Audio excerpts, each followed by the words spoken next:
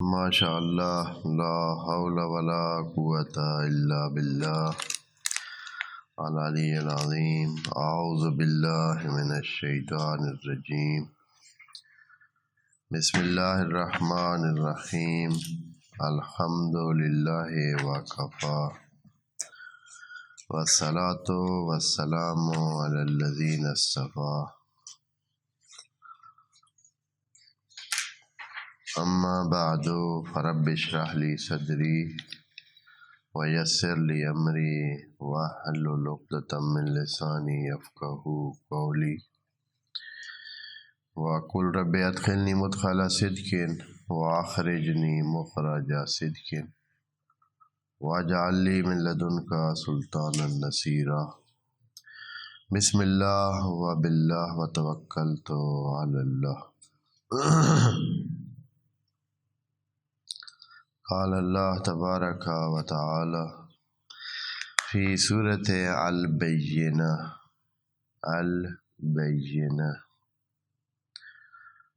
آیت نمبر 1۔ بسم اللہ الرحمن الرحیم۔ لم یکن الذین کفروا من اہل الکتاب والمشرکین منفکین حتی تأتیہم البینہ رسول من اللہ یتلو صحفا مطہرہ فیہا کتب قیمہ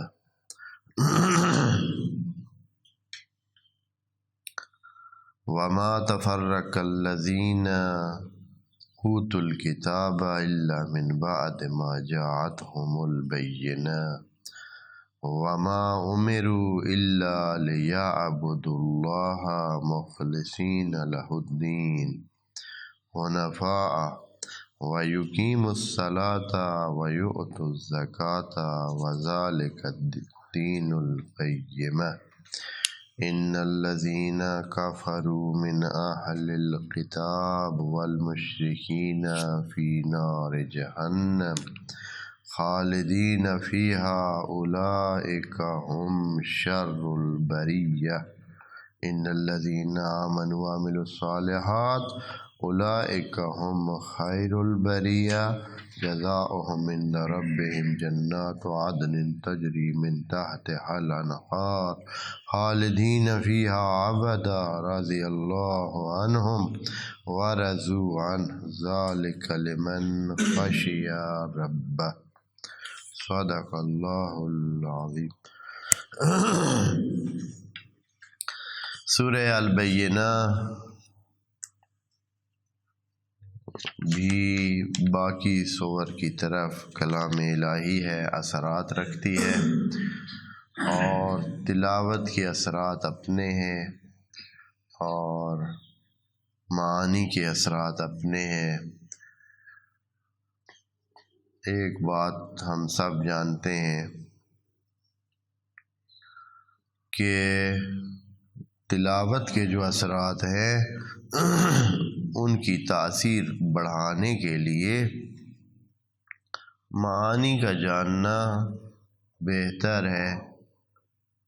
ایک بندہ ہے جو بغیر معانی کے جانے ہوئے تلاوت کرتا ہے تو اس کی تاثیر کم ہوتی ہے، اور اگر اس کو سمجھ کر بات کو جان کر اور جتنی گہرائی میں جانتا ہے اتنی ہی اس کی بات کی اہمیت یا اس کے کام کی اہمیت بڑھ جاتی ہے۔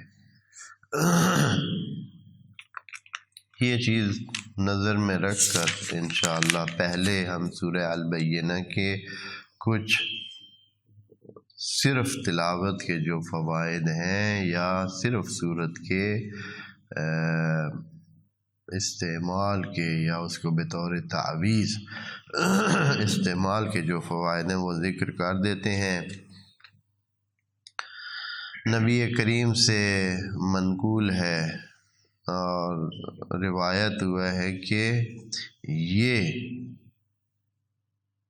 سورت بہت مہم ہے، اور اتنی مہم ہے کہ آپ نے فرمایا اس صورت کو منافق نہیں پڑھا کرتا۔ یہ صورت منافق نہیں پڑھتے۔ نبی نے بڑی سختی سے یہ بات اس طرح کی کہ مطلب ہے جو مومن ہے وہ اکثر اس صورت کو پڑھا کرتے ہیں، اور نہ ہی وہ شخص اس کو پڑھتا ہے جس کے دل میں اللہ کے متعلق شک ہو۔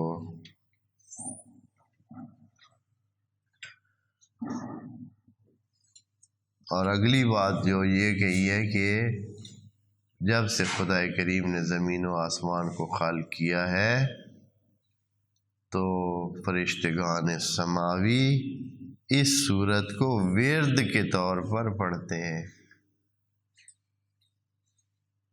یعنی یہ اتنی مہم صورت ہے کہ فرشتے پڑھتے ہیں، اور کب سے پڑھتے ہیں؟ جب سے زمین و آسمان خلق ہوئے ہیں۔ تو اس کا مطلب کیا ہے کہ یہ بہت پہلے سے ایک پرت یہ بن سکتی ہے اور بنی ہوئی ہے اس کی جو خدا نے، یہ ابھی سے نہیں ہے کہ پیغمبر کے زمانے میں قرآن کو جو ہے وہ ایجاد کر کے بھیجا گیا ہے، بلکہ یہ روایت کا اس کا یہ حصہ یہ بتاتا ہے کہ قرآن بہت پرانی چیز ہے اور بہت پہلے سے یہ پارت اس کی یہ پارت بھی بنی ہوئی تھی یعنی جیسے کائنات بنی تھی۔ تو سمجھ کے پڑھتے ہیں اور کبھی اس کو کی قرأت سے غفلت نہیں کرتے۔ یہ تو چلیں اس کی اہمیت کہ سورہ بینہ کتنی مہم ہے۔ اس کے بعد فرماتے ہیں کہ اگر کوئی شخص رات کے وقت سورہ البینہ کو پڑھتا ہے اور سو جاتا ہے، خدا کریم ملائکہ کو، فرشتگان کو حکم دیتا ہے کہ اس بندے کی حفاظت کریں، اور نہ صرف حفاظت کریں بلکہ اس کے لیے مغفرت اور رحمت کی دعا کرتے رہیں۔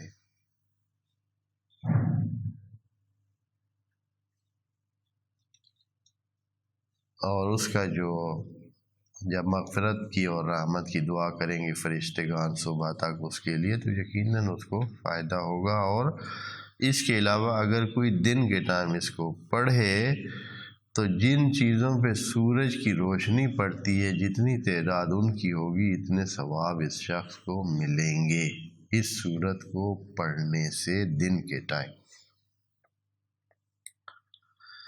ایک اور بات ہم پچھلے صورتوں میں اس بات کا ذکر کر چکے ہیں کہ لقوہ کے لیے، لقوہ ایک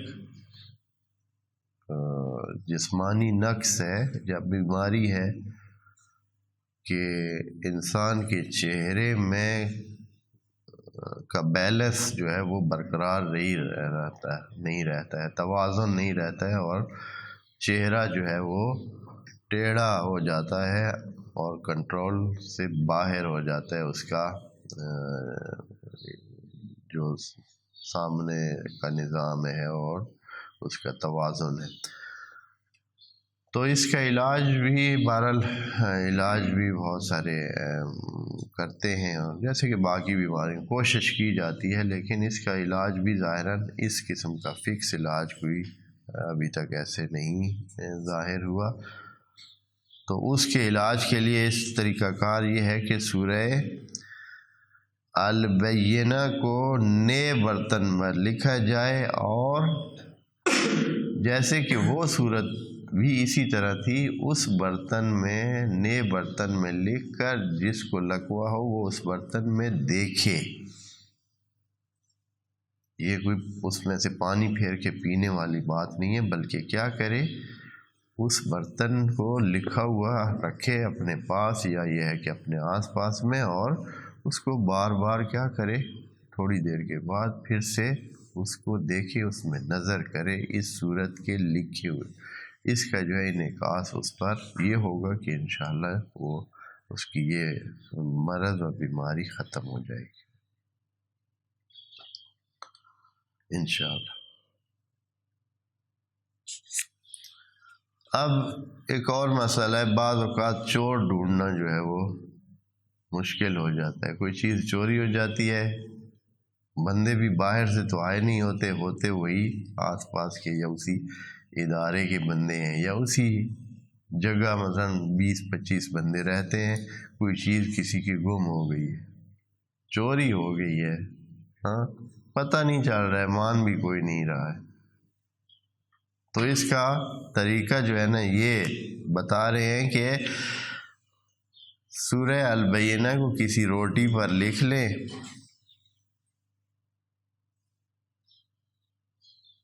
اور وہ سب کو کھلائیں، لقمہ لقمہ کھلائیں، تو جو چور ہوگا روٹی جا کے اس کے گلے میں رک جائے گی،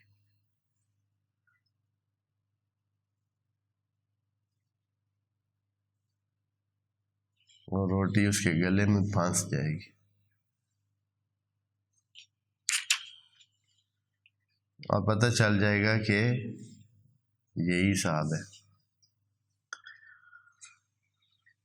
اس کے علاوہ ایک اور بھی، یہ بعض چیزیں آزمانے کی ہیں، آزمائیں دیکھیں کیا ہے۔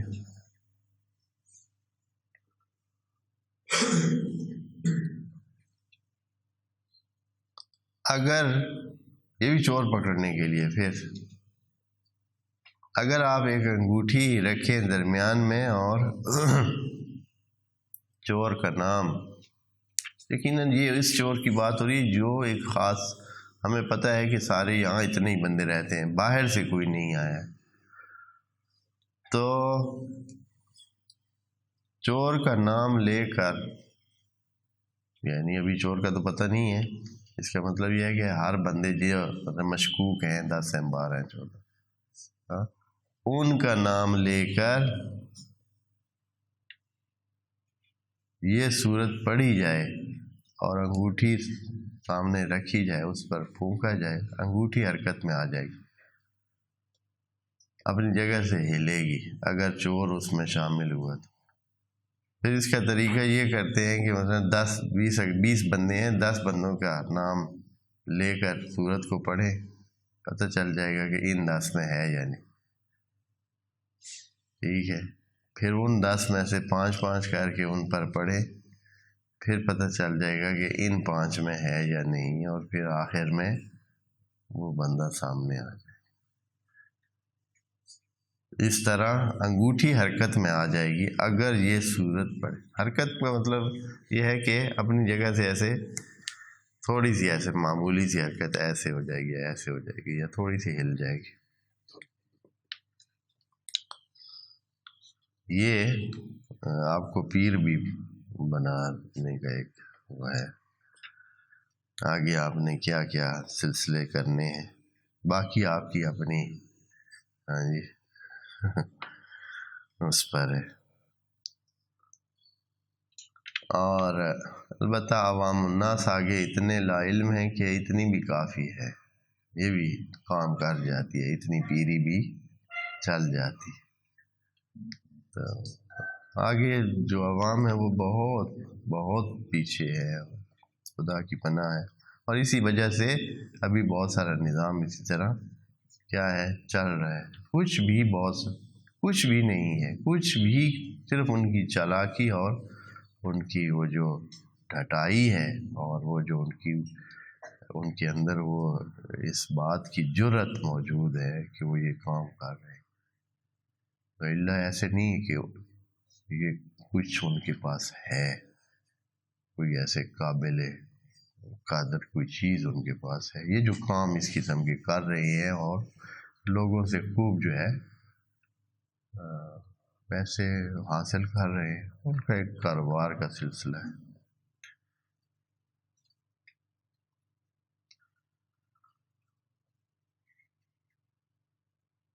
اگر کسی کی آنکھوں کا مسئلہ ہے اور آنکھوں پہ سفیدی چھائی جا رہی ہے، یعنی بینائی ختم ہو رہی ہے اور آنکھوں اس کی سفید ہوتی جا رہی ہیں، اس کے لیے بھی یہ ہے کہ اس سورت کو لکھ کر، سورہ البینہ کو لکھ کر اپنے پاس رکھے، انشاءاللہ باذن اللہ شفا حاصل ہوگی۔ اور اسی طرح اس کا پانی پینا یہ بھی موجب شفا ہے۔ کسی پاکیزہ برتن میں پاکیزہ روشنائی سے اس کو لکھ کر اس کو میں پانی پھیر کر اس کو پیتا رہے تو آنکھوں کو بھی شفا ملے گی۔ اور برس آپ دوست جانتے ہیں، برس یہ بھی ایک قسم کی یوں سمجھیں کہ جلدی بیماری ہے یا جلدی نقص ہے کہ انسان کی جلد کا رنگ جو ہے وہ ایسے ڈب کھڑبا ہو جاتا ہے، جیسے کہتے ہیں پنجابی میں۔ تو اس میں وہ جو یکسانیت ہے رنگ کی وہ ختم ہو جاتی ہے، اور رنگ میں مختلف قسم کے دھبے اور داغ اور اس طرح پڑ جاتے۔ حاملہ عورتوں کے لیے اس صورت میں یہ فائدہ ہے سورہ البینہ میں کہ اس کا پانی حاملہ عورتیں اگر پئیں تو ان کا حمل محفوظ ہوگا انشاءاللہ۔ حمل کے حوالے سے خواتین میں بعض کمزوریاں ہوتی ہیں اور بعض حالات ایسے ہوتے ہیں کہ حمل درمیان میں ہی کیا ہو جاتا ہے، ضائع ہو جاتا ہے یا کوئی نقصان اس کو پہنچ جاتا ہے۔ تو اب حمل کی حفاظت کے لیے طریقہ یہ ہے کہ اس صورت کو لکھا جائے اور اس کا پانی خاتون کو پلایا جائے۔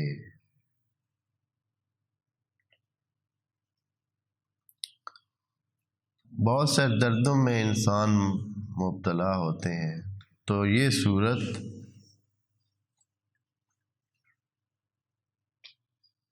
اس لحاظ سے کام کرتی ہے کہ اگر مختلف قسم کے دردوں میں مبتلا ہے کوئی شخص، گھٹنے میں درد، کمر میں درد، سر میں درد، پتہ نہیں مختلف قسم کے درد، اور ایک درد تو دل کا درد بھی ہوتا ہے، تو جس قسم کے درد میں کوئی مبتلا ہو یہ صورت لکھ کر اپنے پاس رکھے، انشاءاللہ باذن اللہ اسی نیت سے رکھے گا اور اس کے اثرات کا انشاءاللہ ذہن میں رکھے گا تو خدائے کریم اس کے درد سے اس کو نجات دے گا۔ ایک اور ہے، اگر آپ کو یہ پتہ ہو کہ کچھ لوگوں نے ایکا کر رکھا ہے کسی خرابی کے لیے، کسی نقصان کے لیے، کوئی ایسے شرارت کے لیے اکٹھے ہوئے ہیں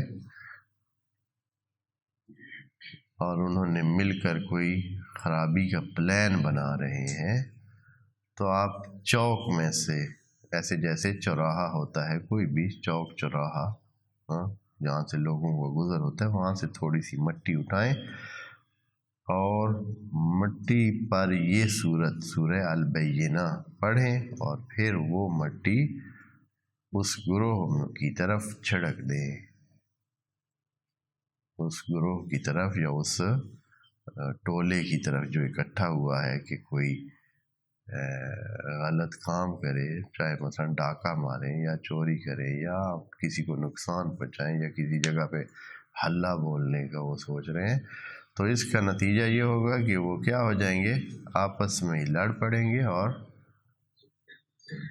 کام چھٹی ہو جائے گی، وہ اس کام سے رک جائیں گے، ان میں تفرقہ پڑ جائے گا۔ تو یہ تھے سورہ البینہ کے وہ فوائد جو اس کی تلاوت سے حاصل کیے جا سکتے ہیں، اور اگر ان فوائد میں واقعاً گہرائی اور عمق پیدا کرنا ہے تو اس کا طریقہ یہ ہے کہ اس کے معانی کو سمجھا جائے اور پھر اس کو اپلائی کیا جائے تو انشاءاللہ اثرات بہت بہتر اور اچھے ہوں گے۔ اب آتے ہیں اس کی جو معنوی اور معرفتی گفتگو ہے،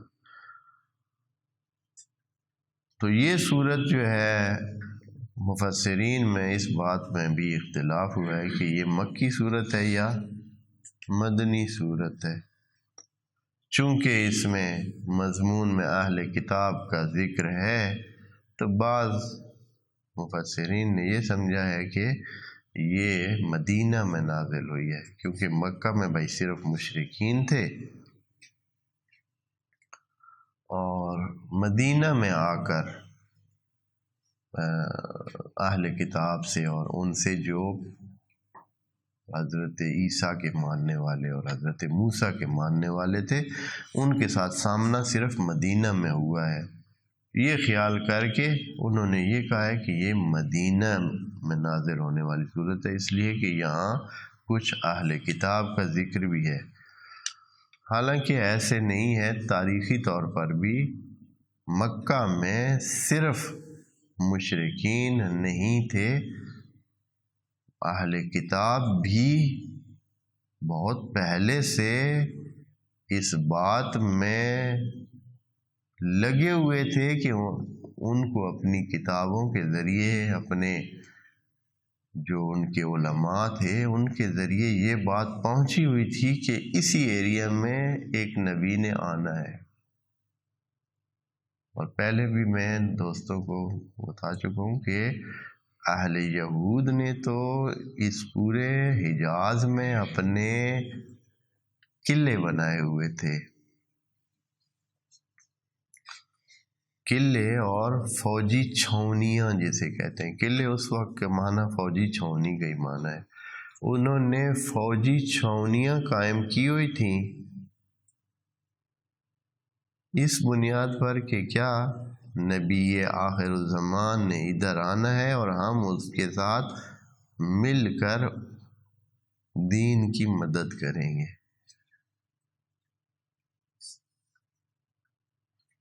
جیسے ابھی اہل تشیع منتظر ہیں، سارے کم منتظر ہیں، ویسے سب کو پتہ ہے یہ بات متفقہ ہے پورے عالم میں، یعنی نہ صرف مسلمانوں میں، اہل سنت، اہل تشیع، دوسرے سب متفق ہیں، حتیٰ اہل حدیث، وہابی، سب کہ ایک آخر زمان میں ایک شخص مہدی کے نام سے ایک شخص نے آنا ہے، اس پر سب متفق ہیں، اور وہ ہونا بھی رسول کی لڑی میں سے اور حضرت فاطمہ کی اولاد میں سے، یہ پکی بات ہے، سب متفق، اس میں کسی کو اختلاف نہیں ہے۔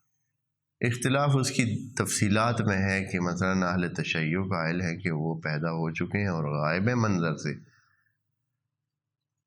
اہل سنت اور دوسرے جو گروپ ہے مسلمانوں میں وہ یہ قائل ہیں کہ وہ بعد میں ہی پیدا ہوں گے، پیدا ہی بعد میں ہوں گے، اپنے ٹائم پر پیدا ہوں گے جیسے، اور اس وقت سامنے آئیں گے۔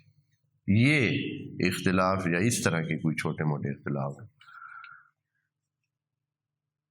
باقی بھی جو مذاہب یا ادیان ہیں، جیسے ہندوازم ہے، جیسے عیسائی ہیں، جیسے یہودی ہیں، جیسے دوسرے جو جن کو ہم لامذہب سمجھتے ہیں، حالانکہ ان کے بھی اپنے مذہب ہے، بودھائی ہے، وہ بھی مہدی کے انتظار میں، وہ بھی جانتے ہیں کہ ایک ڈیلیورر، ایک نجات دینے والا، ایک ایسا شخص جو انسانوں کو اس بھونچال سے، اس خرابی سے، اس مصیبت زدہ زندگی سے، اس دنیا کے اس سارے سلسلے سے نجات دے گا، ظلم سے انسانوں کو نجات دے گا، ایک نے آنا ہے۔ تو یہ قائل تھے۔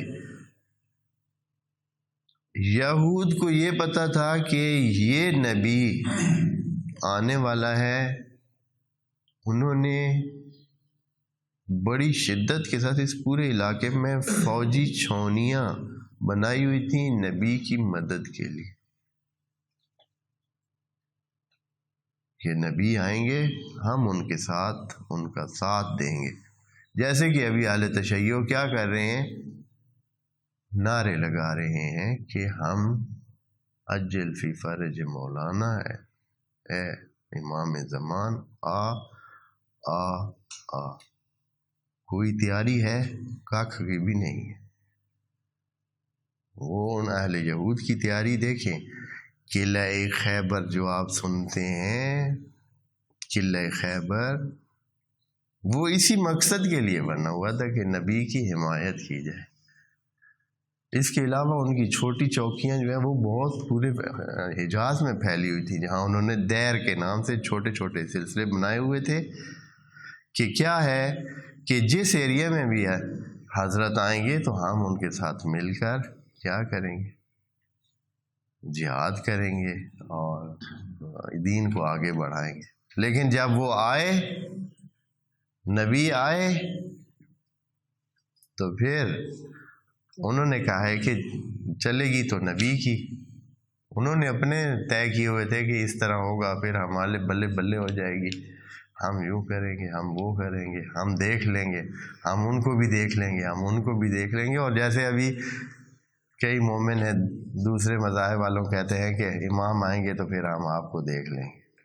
ہاں، ہو سکتا ہے یہی سب سے پہلے امام کے سامنے کھڑے ہوں گے، اور ہوں گے اس لیے کہ بے عملگی ہے۔ جب بے عملہ انسان ہے وہ کس طرح کر سکتا ہے؟ ایک دن میں سارا اپنا نظام پاک کر سکتا ہے؟ اپنے حرام کے سارے، آدھا گھر اس کا حرام کا ہے، آدھا خون اس کا حرام کا ہے، آدھا نظام سارا اس کا ہے۔ اس امام کہیں گے پاکیزہ ہو کر اگر آنا ہے تو۔ اچھا کیا بھائی، یہ تو گھر کسی کے پیسے سے بنا ہوا ہے، یہ تو چھوڑنا پڑے گا۔ ایک میں پہلے واقعہ سنا چکا ہوں، ابھی ٹائم نہیں ہے ادھر، نہیں تو کہ کس طرح ایک شخص اسی طرح ٹھیکیدار بنا ہوا کہ بھائی وہ امام کی ملاقات میں لائن لگی ہوئی، اس کی باری آئی تو کہا کہ ذرا پاک ہو کے آؤ، اپنے کچھ جو چیزیں لے کے، یہ گھوڑا جو ہے یہ تو نے فلاں جگہ اس طرح کر کے حاصل کیا تھا، اتنا دھوکہ دے کے یہ گھوڑا نے حاصل کیا تھا، یہ واپس کر کے اپنے جو حقوق ہیں اپنے دے کر آؤ۔ تمہارے گھر جو ہے وہ تو اس میں تو آدھا حصہ تمہاری بہنوں کا تھا، تمہارے بھتیجوں کا تھا، یتیموں کا تھا، فلاں کا تھا، اس کا تھا۔ 2-3 دفعہ حضرت نے اس کو پیچھے ریجیکٹ کیا کہ جاؤ یہ ٹھیک کر کے آؤ۔ آخر میں نے کہا کہ اگر یہ حالات ہے تو سانوں نہیں چاہیے بھائی، بس کوئی حد ہوندی۔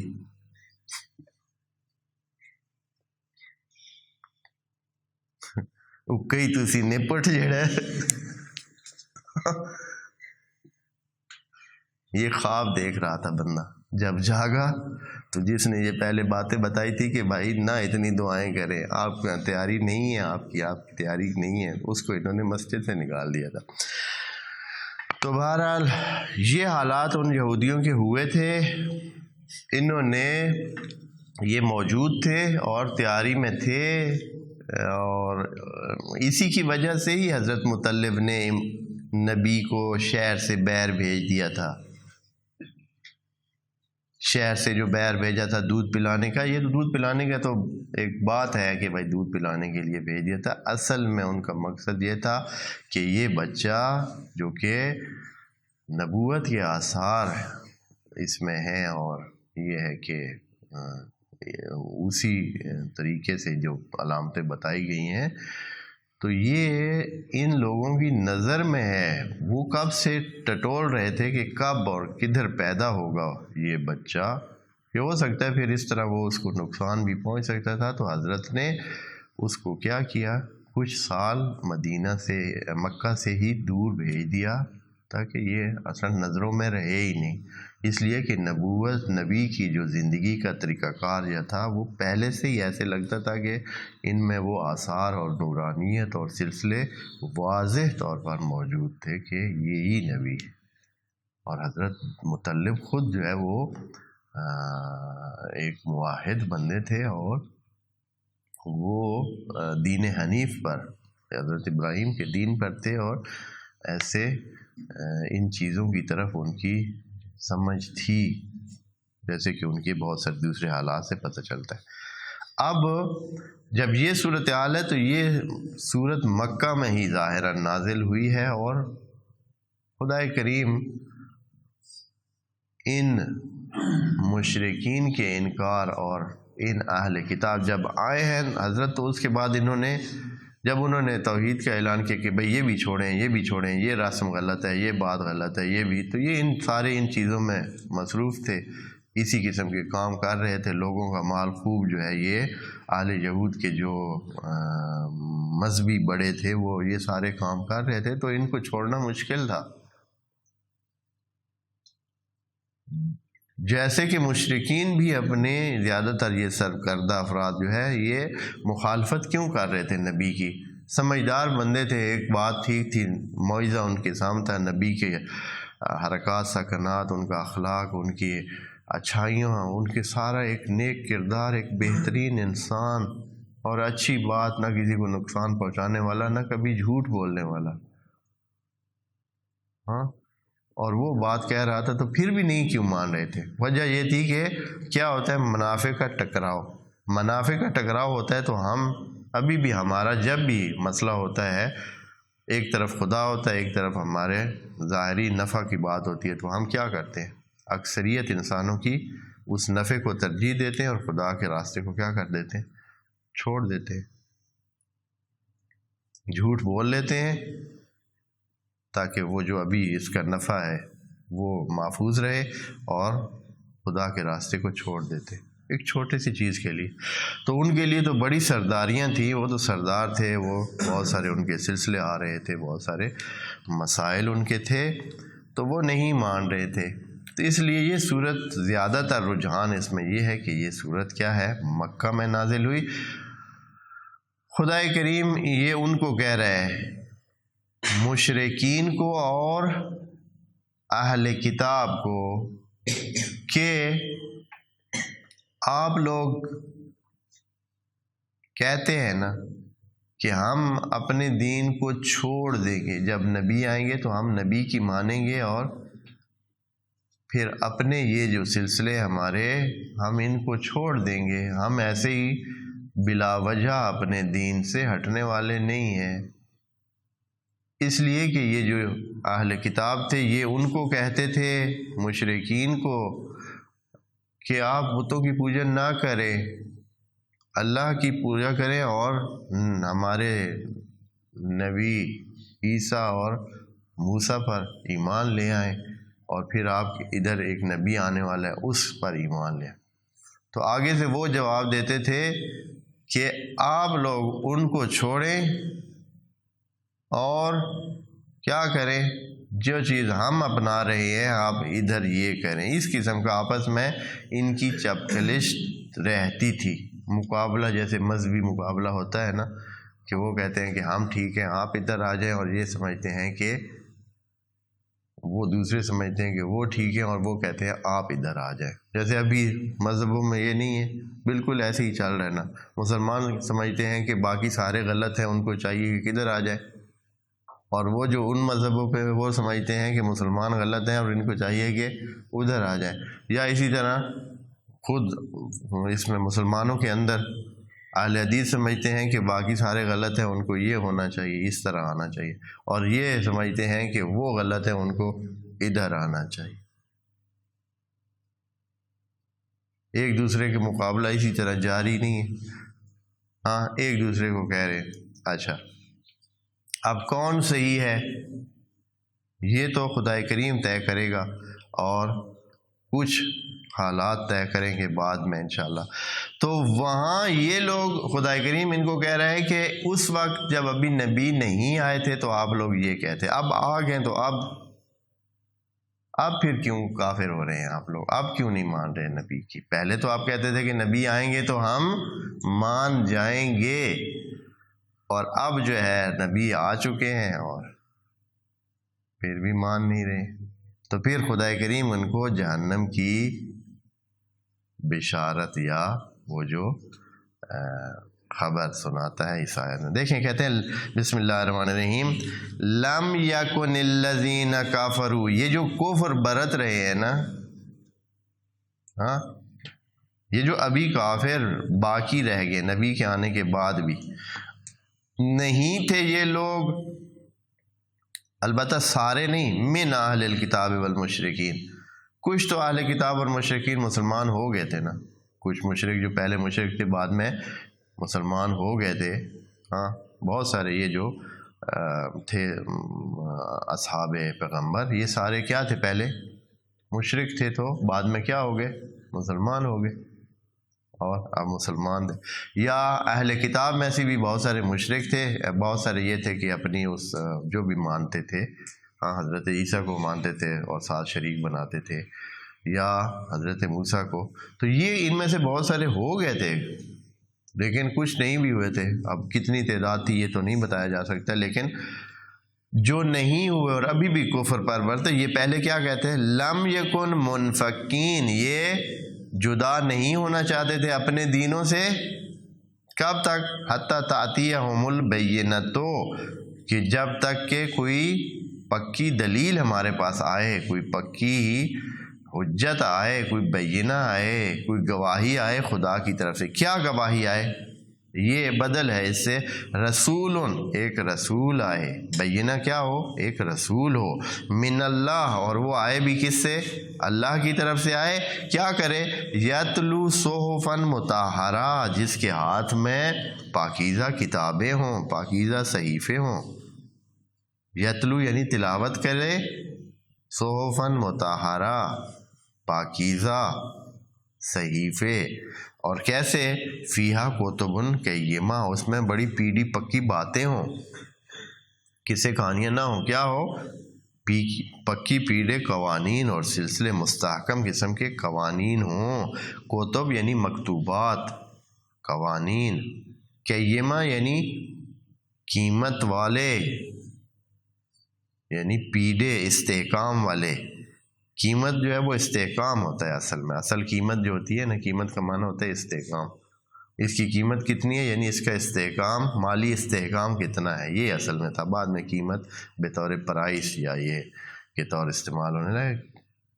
قیم یعنی وہ جو اس کا استحکام ہے. پس پیڑے قوانین، پکے اور پائیدار قوانین لائے. ہاں جی. تو خدا کریم ان کو ایک جواب فرماتا ہے کہ وَمَا تَفَرَّقَ الَّذِينَ أُوتُوا الْكِتَابَ إِلَّا مِن بَعْدِ مَا جَاءَتْهُمُ الْبَيِّنَاتُ. حالانکہ یہ لوگ تو ان میں سے ہے کہ اپنے نبیوں کے زمانے میں بھی نبی کے آنے کے بعد ہی یہ متفرق ہوئے تھے اور ہٹ گئے تھے اپنے اس سے. دینوں سے ہٹنے کا کام جو ہے یہ نبی کے آنے کے پہلے کیا تھا یا بعد میں؟ بعد میں جو یہ اتنے گروپوں میں ہو گئے اور کچھ انہیں دین کو بالکل ختم کر کے اپنی طرف سے اس میں ایجادات کر دی اور نیا دین کھڑا کر دیا، اور کچھ انہیں کیا کیا، کچھ انہیں کیا کیا، کچھ یہ بن گئے، کچھ وہ بن گئے. تو یہ کیسے، کب کیا تھا انہوں نے؟ دین سے پہلے تو نہیں کیا تھا، دین کے نبی کے آنے کے بعد ہی کیا تھا نا. وَمَا تَفَرَّقَ الَّذِينَ أُوتُوا الْكِتَابَ، جن کو کتابیں پہلے دی گئی ہیں انہوں نے آپس میں اختلاف کیا، لڑائیاں کی، جھگڑے کیے. کب کیے؟ نبی کے آنے کے بعد کیے نا. إِلَّا مِن بَعْدِ مَا جَاءَتْهُمُ الْبَيِّنَةُ، جب ان کے پاس بینہ اور دلیل اور حجت آ گئی تھی تب. ہاں. تو اب یہ بہانہ کر رہے ہیں کہ ہمارے پاس مثلا حجت آتی تو ہم مسلمان ہوتے، حجت آتی تو بنتے. یہ ایسے یعنی ایک قسم کی جھوٹ بول رہے. اور وہ جو پہلی کتابیں آئی تھیں اس میں کیا چاہا گیا تھا ان سے، یہ انشاءاللہ آگے اس کو پڑھتے ہیں کیونکہ ٹائم بہت زیادہ ہو گیا ہے. کہ اس میں بھی ان کو یہی حق کی دعوت دی گئی تھی جو ادھر دعوت دی گئی تھی، اب بھی وہی دعوت ہے. دعوت میں کوئی خاص فرق نہیں ہے. ان الدین عند اللہ الاسلام، اللہ کا دین اسلام ہے. پہلے پیغمبر پر بھی اسلام، آخری پیغمبر پر بھی اسلام ہی نازل ہوا. السلام علیکم ورحمۃ اللہ وبرکاتہ.